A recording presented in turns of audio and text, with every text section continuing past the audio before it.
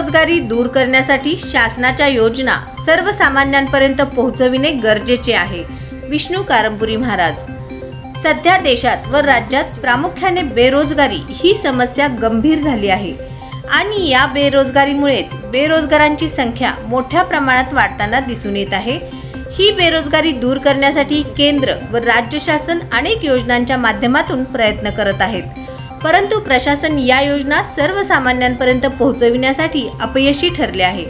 म्हणून ही बाब प्रशासनाने गंभीरपणे घेऊन या योजना सर्वसामान्यांपर्यंत पोहोचविण्याचा प्रयत्न करावा, असे मत महाराष्ट्र कामगार सेनेचे प्रदेशाध्यक्ष विष्णू कारंपुरी महाराज यांनी केंद्र व राज्य शासनाच्या कौशल्य विकास योजनेअंतर्गत प्रशासन अधिकारी व उद्योजक, कामगार प्रतिनिधी, समाजसेवक यांच्या संयुक्त बैठकीत बोलताना व्यक्त केले. सोलापूर महानगरपालिकेच्या सावित्रीबाई फुले सभागृहात झालेल्या बैठकीत प्रशासन अधिकारी यांनी कौशल्य विकास योजनेची संपूर्ण माहिती दिली आणि याबाबत उपस्थित सर्व प्रतिनिधींना सकारात्मक भूमिका घेऊन शासनाच्या योजना राबवाव्यात अशा सूचना केल्या. त्या योजना सर्वसामान्यांपर्यंत पोहोचविण्यात याव्यात असे बैठकीत सूचित करण्यात आले.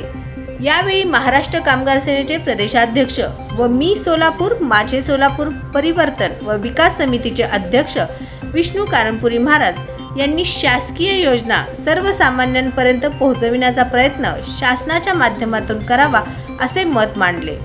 सदर बैठकीत प्रशासकीय अधिकाऱ्यांसह केतन शहा, पेंटप्पा गड्डम, ॲडव्होकेट अनिल वासम, प्रवीण मेहता, गुरुनाथ कोळी यांच्यासह गारमेंट उद्योजक, परिवहन अधिकारी, ज्येष्ठ नागरिक, महिला प्रतिनिधी आणि इतर क्षेत्रातील प्रतिनिधी मोठ्या संख्येने उपस्थित होते.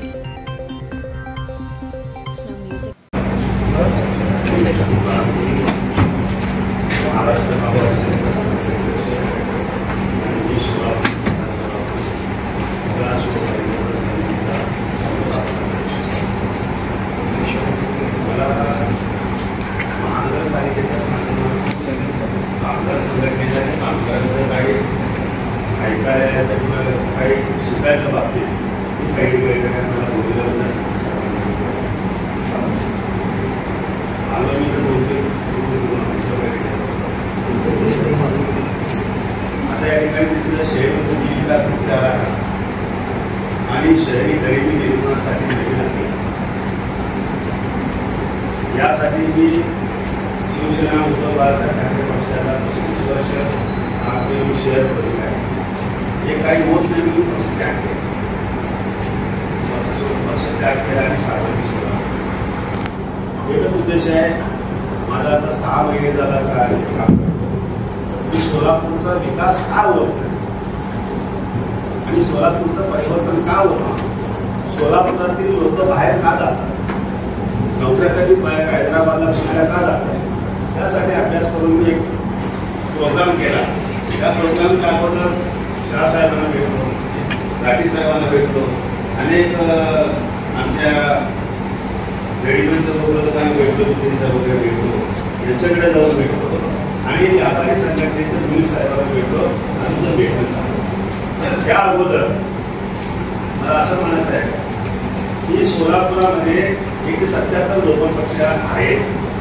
त्या झोपडपट्ट्यामध्ये मी दौरा केला की माझ्याकडे जवळजवळ 70 ते 80 हजार लोकांनी नावं नोंदवलं की आम्ही बेकार.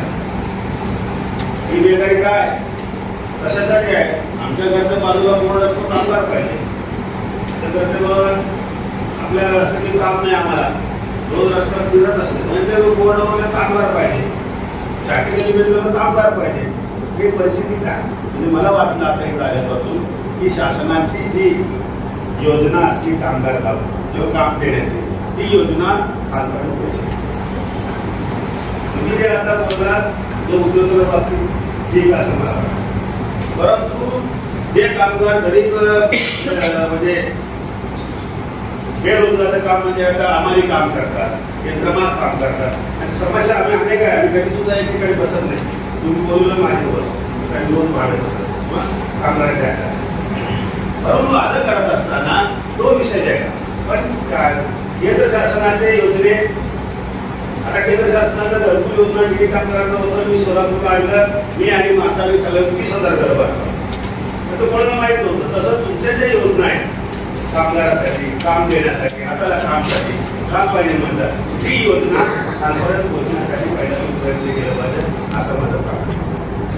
दुसरी गोष्ट आहे, मी उद्योग केंद्राला गेलो, कोणते साहेबांना भेटलो, त्या ठिकाणी तो उद्योग केंद्र काय काम करतात, उद्योग केंद्र किती उद्योजकांना उद्योजक केलं, उद्योग कोणाला केलं, शेतीचे 50 लोकांना सोडतात, उद्योजक झाला का तर भिकारी झाला का असं.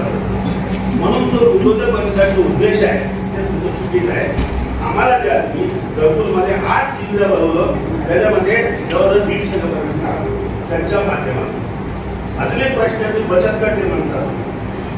बचत गट तुमचा वेगळा आहे. हे सोलापूर शहरामध्ये बचत गटच्या नावाने 2 नंबर धंदा चालतो.